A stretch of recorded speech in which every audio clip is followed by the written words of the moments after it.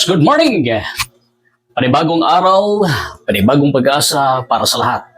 Regardless kung ano man yung ating mga katayuan sa buhay, ano man yung mga pagsubok na ating naranasan, mga kaganapan na kung saan ay minsan ay hindi natin inaasahan, ang importante, palagi tayong mananalig sa ating poong may kapal.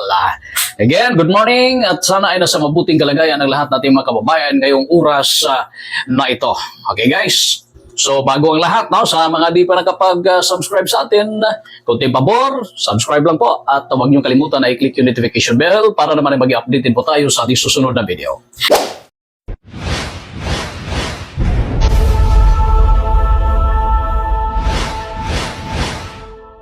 Ayan, no? Kagabi napag-usapan natin yung nangyayari, no? Mga kaganapan at mga pagyayari na kung saan ay sa wakas, kinonfirm ng PNP na ito ay sumuko na, no, sa wakas si Pastor Apollo Kibuloy.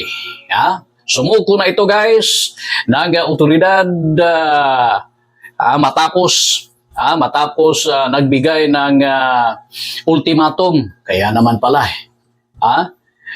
matapos nagbigay ng ultimatum ang PNP na kung hindi ito susuko gagawin na nila kung ano yung mga karapat-dapat na gawin ukol sa paghahanap kay Pastor Kibuloy. Okay? So, nakarating kagabi guys doon sa may PNP facility, no? Ang mga naaresto na sila si Pastor Kibuloy at ang mga kasamahan pa nitong apat, sila nagsama-sama pala sila, no?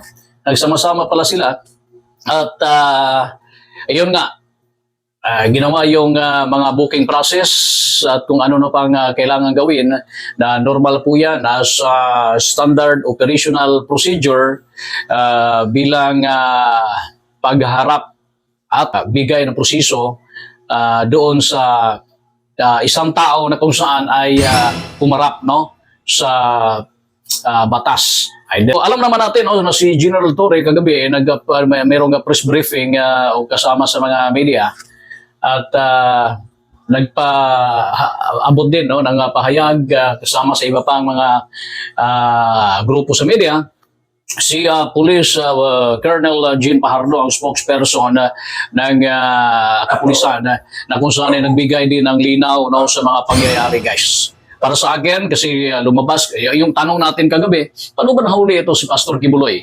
Ito ba ay sumurrender? O talagang napasok yung kanyang lungga? Napasok yung kanyang pinagtataguan? O kung ano? Kaya sabi ko, aabangan natin kung ano yung mga karagdagang impormasyon. So nakatanggap tayo ng mga komento na nagsasabing, hindi naman nahuli si Kibuloy. Hindi naman siya nahuli, kundi sumurrender. Para sa akin, hindi ko na bibigyan hindi na natin ibibig deal yan kung regardless if he is arrested or surrender. Ang punto dito ay yung PNP ginawa nila yung kanilang trabaho. Napakahabang usapin, napakahabang mga pangyayari kung ating babalikan guys na kung saan ay umabot sa punto na mayroong mga sakitan at hindi mga magagandang pangyayari dyan sa KOJC compound na yan. Di ba?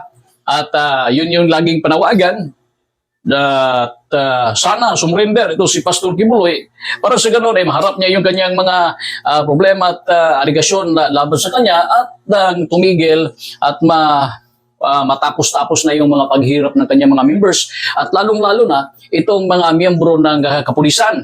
Okay, nais pa nga ni Senator Bato de la Rosa na umatras na muna habang medyo ganyan yung sitwasyon sa KOJC, no? At babalikan na lang umano kung sakali kumpirmado na nandyan, prosingido naman ang PNP na talagang andyan. At talagang andyan, no? Sa KOJC compound, itong si Pastor Apollo Kibuloy. At ito guys, no, paparinig natin yung interview kasama si Police Colonel Jean Pajardo. Paglilinaw dito, no? Kasi sila naman yung talagang magbigay ng mas accurate information para sa atin. No? ito guys, no, sa side ng PNP, sa side ng KOGC members, lalo na sa kanyang mga abogado, ito si Kapulong Kibuloy, sumirinder sa ating otoridad. Itong version ng PNP, pakikinggan natin kung ano po ang tunay na pangyayari kagabi. At nangyari po itong pangyayari po na ito dahil kanina po mga bandang alauna, imedya po ng hapon ay nagkaroon po ng negosasyon para po sa pumapayapa po nilang pagsuko dahil binigyan po natin sila ng ultimatum. Nang within 24 hours po ay kailangan po nilang sumuko at nagkaroon po ng negotiation. So ito po ay joint efforts po ng PNP and AFP. Maraming salamat po. Yun. So merong negotiations guys, araw pa lang mga ka-Gym 5, araw pa lang merong ng negotiation hanggang sa hapon doon na yung pauras na talagang meron ng balita na ito ay nagpapahiwatig na nasumuko. Ito si Pastor Apollo Kibuloy. At paglilinaw, no? Kasi ang tanong natin kahapon, saan? No? Ito, nakita na natin at alam na natin kung paano ito nahuli, no? Paano ito nahuli? Sumurinder daw, di ba? At saan? Yun yung tanong. Ang sila sa loob ng Kingdom of Jesus Christ. Sumuko? Doon po mismo sumuko? Yes po. Apo. Sa loob po ng KOJC compound po natin sila nakuha. Ma'am, dito sa loob ng PNP. So, based sa information ng PNP guys, andoon, no? So, hindi ko na bibigyan ng iba pang karagdagang pagpapahaba nitong sapi na ito, regardless kung ano man, yung iba pang mga information na nakuha ng iba. Ang importante ay nagkaroon na ng period yung problema ng mga members ng KOGC at saka sa ating mga pulisan. Mapayapa naman, wala naman tayong nakuha ng information na magulo noong time na yon. Mapayapa guys at ayun na nga, no, yung ating mga kapulisan din ay unti-unti nang nag-sialisan doon sa lugar matapos nitong development na ito.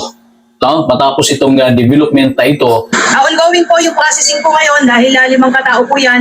Sabay-sabay po silang pinubuking po ngayon at na-inspect na rin po sila at nasa maayos naman po silang kondisyon. Tinanong ng media, no, kung anong kaso, no? At ito yung sagot ng PNP ukol dito. Po sila at tuloy-tuloy po yung processing po ngayon. Ma'am, which case po sila Ayan. na binuking po kanina? Lahat po ng kaso at dyan din po nangyari pagdating po nila dito sa custodial ay isinure po yung warrant of arrest po sa kanila. Kung matatandaan niyo po, 3 kaso po ito. Yung kay Pastor Kibuloy po, yung child abuse po, yung sexual abuse at yung pong qualified trafficking. So binasahan po sila ng mga kaso po nila at nakaharap po ang kanilang abogado po. At pagkatapos po noon ay binasahan din po sila ng kanilang mga Miranda rights at mga kakapatan po. At pagkatapos po noon ay tuloy-tuloy na po yung ginawang proseso. Ongoing po yung proseso po. Iyon. So, yan yung normal process guys, no, sa isang akusado, no. Masasabi natin na ito ay isang akusado kasi wala pa namang hearing, wala pa namang promulgation of judgment, no. Kaya lahat ay inosente. Ito pa rin sila ay inosente. Hindi natin masasabi na itong mga ito ay talagang guilty na at may kasalanan sa mga aligasyon at sumbong laban sa kanila. Ngunit hanggang ang korte ay makapag-decide at mayroon ng judgment ukol dito. Pero sana, no, ay maging period na ang lahat. Hintayin na lang natin kung ano yung kahinanatnan nito. Hintayin na lang natin kung ano yung mga mangyayari sa mga ilang araw na darating. At sana naman ay maging mapayapa na ang KOGC, lalong-lalo na sa mga miyembro nito at sa mga kapulisan. Okay guys, so update tayo sa susunod na mga araw. Alam naman natin na meron yung kondisyon, di ba, na bago sumurrender, lumabas din yun, di ba? Bago sumurrender, ay ibigay yung mga kondisyon na hiningi ni Pastor Kibuloy at meron ng pahayag ukol nun si President Ferdinand Bongbong Marcos guys ukol doon. Parang hindi niya yata masyadong nakaintindihan ang proseso ng pagka nag-issue ang korte ng bench warrant, warrant for arrest. It is out of our hands already. It is in the court's hands. Kailangan... So sa korte na rin yan, no? Kung ano yung mangyayari. May punto naman ang presidente na wala sa kanyang kapangyarihan, no? Kundi nasa korte na kasi ito ay kaso na naisampa doon sa husgado guys. Okay, so iba yung trabaho. Ano kaya ang reaksyon ni Senator Bato de la Rosa ukol dito, no? At sa mga iba pa na kaibigan at kaalyado ni Pastor Kibuloy. But anyways, ang katotohanan ay andyan na sa kamay ng otoridad, andyan na sa batas si Pastor Apollo Kibuloy at ang apat pa na kasamahan na siyang purpose ng pagpasok ng PNP doon sa KOGC compound, lalong-lalo na nangunguna si Police Brigadier General Nicolas Torre. Okay? So again, sana ay maging mapayapa na. Meron pang iba na hindi pa nahuli. Magkasunod dito, no? Nahuli si Alice Guo.